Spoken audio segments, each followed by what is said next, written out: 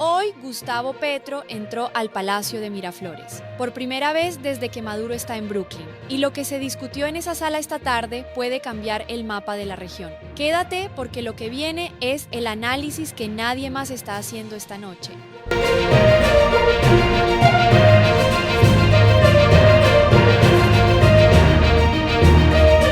Buenas noches, mi querido espectador. Hoy, viernes 24 de abril de 2026, pasadas las 2 de la tarde hora de Caracas, Gustavo Petro cruzó las puertas del Palacio de Miraflores para sentarse frente a Delcy Rodríguez, no frente a Nicolás Maduro, que lleva 111 días en una celda en el Metropolitan Detention Center de Brooklyn, frente a Delcy, y eso convierte esta reunión en algo que no había ocurrido desde el 3 de enero de 2026, la primera visita oficial de un jefe de Estado a la Venezuela post-Maduro, la primera vez que un presidente en ejercicio cruza las puertas de ese palacio con el gobierno que sustituyó al chavismo clásico bajo la supervisión directa de Washington. Esta noche vamos a analizar qué se discutió, qué acuerdos pudieron cerrarse, qué quedó pendiente y qué significa para Venezuela que el único presidente que vino a sentarse en Miraflores haya sido Gustavo Petro y no otro. Para entender la dimensión real de este encuentro hay que entender primero lo que Petro encontró cuando aterrizó en Maiquetía esta mañana.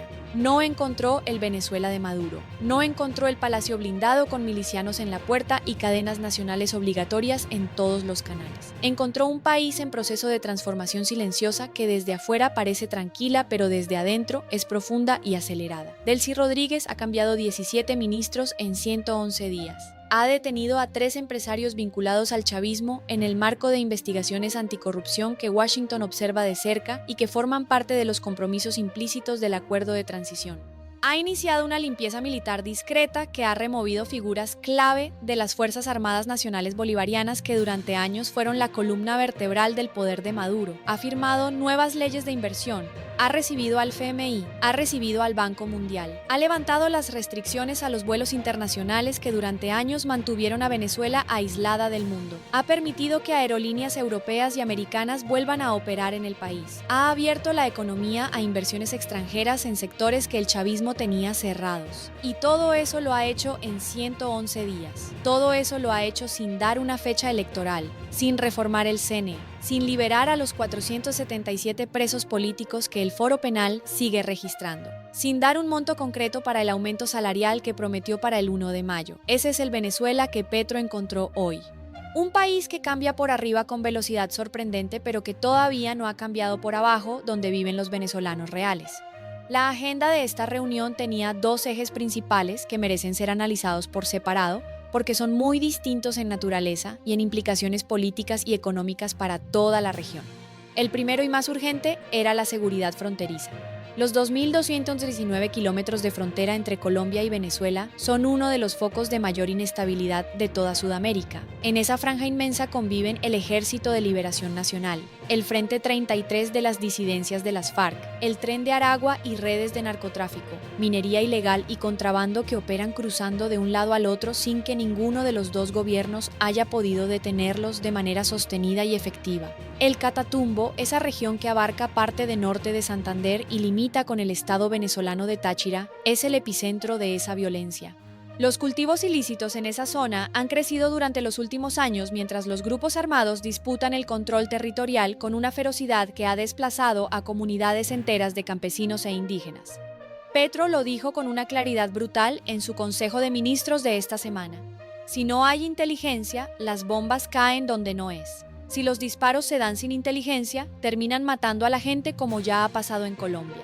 Esa frase dice que la coordinación de inteligencia entre Colombia y Venezuela no es una ambición diplomática de 2 presidentes de izquierda que se llevan bien ideológicamente. Es una necesidad operativa concreta y urgente. Sin información compartida en tiempo real sobre los movimientos de los grupos armados en la zona fronteriza, las operaciones militares colombianas matan civiles en lugar de combatientes.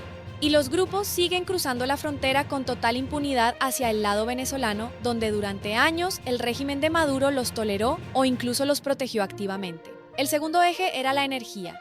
Y este es el que tiene las implicaciones más grandes para el futuro económico de ambos países. Colombia tiene un déficit creciente de gas natural, que la tiene dependiendo de importaciones costosas y que en algunas regiones ya está generando problemas concretos de abastecimiento. El gas colombiano, que durante décadas alimentó la industria y los hogares colombianos, está agotándose más rápido de lo previsto, y Colombia no ha desarrollado suficiente capacidad de reemplazo. Venezuela, por su parte, tiene las mayores reservas probadas de gas natural de América Latina. Tiene el recurso que Colombia necesita desesperadamente, pero no tiene la infraestructura para exportarlo de manera confiable, porque las tuberías, los compresores y los equipos de PDVSA llevan años deteriorándose sin mantenimiento por falta de inversión y por el efecto de las sanciones. La combinación de esos dos problemas crea una oportunidad bilateral concreta y poderosa. Colombia necesita urgentemente el gas venezolano y Venezuela necesita la inversión y la capacidad técnica colombiana para poder extraerlo y exportarlo. Ya hubo un primer paso, un acuerdo con PDVSA para reparar la tubería del gasoducto en el tramo colombiano. Y Colombia está tramitando con el gobierno de Donald Trump una licencia de la OFAC que le permitiría reactivar los proyectos de gas e interconexión eléctrica con Venezuela sin violar las sanciones que Washington todavía mantiene sobre determinados sectores venezolanos. Ese trámite de la licencia de la OFAC es el detalle más importante de toda la agenda energética de esta reunión, porque dice que el acuerdo energético Colombia-Venezuela no puede avanzar de manera autónoma, necesita el permiso explícito de Washington. Y eso le da a Trump una palanca adicional sobre el proceso venezolano que hasta ahora no había sido tan visible en los análisis regionales, la posibilidad de acelerar o frenar la integración energética de los dos países según el comportamiento político del gobierno de Delcy Rodríguez. Petro lo conversó directamente con Trump en su reunión de febrero de 2026. Hablaron sobre cómo reactivar a Venezuela con la ayuda de Colombia y sobre el papel de Estados Unidos en ese proceso. Petro quería que Trump levantara todas las sanciones. Trump respondió con una posición más matizada, que no era un sí completo, pero que tampoco era un no absoluto. Y en ese espacio de negociación entre lo que Petro quiere y lo que Trump está dispuesto a conceder está exactamente el margen de maniobra que Colombia tiene en este momento sobre el futuro venezolano. No es un margen pequeño, es un margen que incluye gas, electricidad, infraestructura y miles de millones de dólares de inversión potencial. Y Petro lo sabe, por eso vino a Caracas aunque Machado lo criticara, porque el interés económico de Colombia en Venezuela es demasiado concreto y demasiado urgente para dejarlo en manos de la diplomacia ideológica. Ahora bien, ¿qué pudo haber ocurrido dentro de esa reunión privada que comenzó pasadas las 2 de la tarde? Hay 3 escenarios posibles que esta noche merecen ser puestos sobre la mesa. El primero y más probable es que hayan firmado acuerdos técnicos de coordinación en seguridad e inteligencia fronteriza sin compromisos políticos sobre la transición democrática venezolana. Eso es lo que ambos gobiernos dijeron públicamente que buscaban. Es el resultado que le resulta más cómodo a Delcy porque no implica comprometerse con fechas electorales ni con reformas del CNE. Y es el resultado que le resulta más útil a Petro porque le permite mostrar un logro concreto en seguridad sin tener que defender el cogobierno que la semana pasada le valió las críticas públicas de Machado. El segundo escenario es que además de los acuerdos de seguridad, hayan avanzado en el tema del gas y la interconexión eléctrica con algún tipo de hoja de ruta para activar la licencia de la OFAC en un plazo determinado.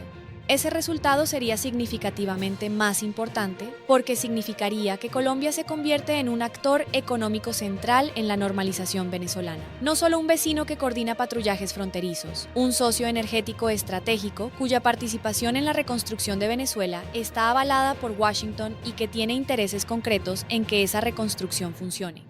Ese escenario cambiaría la dinámica regional de manera sustancial porque pondría a Colombia en una posición de influencia sobre Venezuela que históricamente ha correspondido más a Cuba, a Rusia o a China que a Bogotá. El tercer escenario, el menos probable, pero el que más le interesa a la oposición venezolana, es que Petro haya presionado a Delcy en privado sobre el cronograma electoral, que en la reunión privada, lejos de los micrófonos y las cámaras, Petro haya puesto sobre la mesa la necesidad de dar señales concretas sobre elecciones como condición para que la normalización bilateral avance.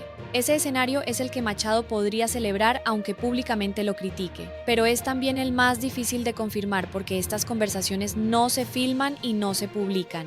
Si ocurrió, lo sabremos por los comunicados que vengan en los próximos días y por el tono que Del Sí adopte en sus próximas apariciones públicas sobre el tema electoral. Hay algo sobre esta reunión que esta noche merece ser dicho con honestidad porque da la dimensión completa del momento político regional. Petro es el único presidente latinoamericano que vino a Miraflores. No vino Lula, que sigue observando desde Brasil con prudencia y distancia. No vino López Obrador ni su sucesor. No vino ningún presidente del CARICOM. No vino ningún presidente europeo. El único que cruzó la puerta de Miraflores hoy fue el colombiano. Y ese detalle dice algo incómodo sobre el estado real del aislamiento diplomático que sigue teniendo el gobierno de Delcy Rodríguez a pesar del reconocimiento del FMI, a pesar del levantamiento de sanciones al Banco Central, a pesar de las visitas de María Corina Machado a Macron, a Yeten y a Feijóo. Delcy sigue siendo recibida en Washington como interlocutora técnica de la transición, pero en la región el único que viene físicamente a Miraflores es Petro. Eso no es una señal de fortaleza diplomática regional. Es una señal de que la legitimidad del gobierno de Delcy Rodríguez en América Latina todavía está en construcción y de que esa construcción va a tomar más tiempo del que los comunicados oficiales sugieren. Y mientras Petro y Delcy se reúnen en el Palacio, afuera la Venezuela Real sigue preparando su marcha del 30 de abril. 6 días después de esta reunión, los trabajadores venezolanos que ganan 27 centavos al mes van a caminar hacia ese mismo palacio con pancartas que piden salarios dignos, elecciones y libertad para los 477 presos políticos. El 9 de abril ya lo intentaron y la PNB los dispersó con gases lacrimógenos. Y lo que Delcy le responda a esa marcha va a decir mucho más sobre el estado real de la transición venezolana que cualquier comunicado conjunto firmado con Gustavo Petro. Porque Petro puede irse a Bogotá con acuerdos de seguridad energética. Pero los trabajadores venezolanos no tienen a dónde irse, se quedan en Venezuela, con sus 27 centavos, con sus pancartas. Y con la pregunta que llevan 111 días haciendo, sin que nadie en Miraflores la responda con una fecha y un compromiso concreto. ¿Cuándo vota Venezuela? Gracias por acompañarme esta noche. Soy Laura Salazar. Nos vemos en el próximo análisis.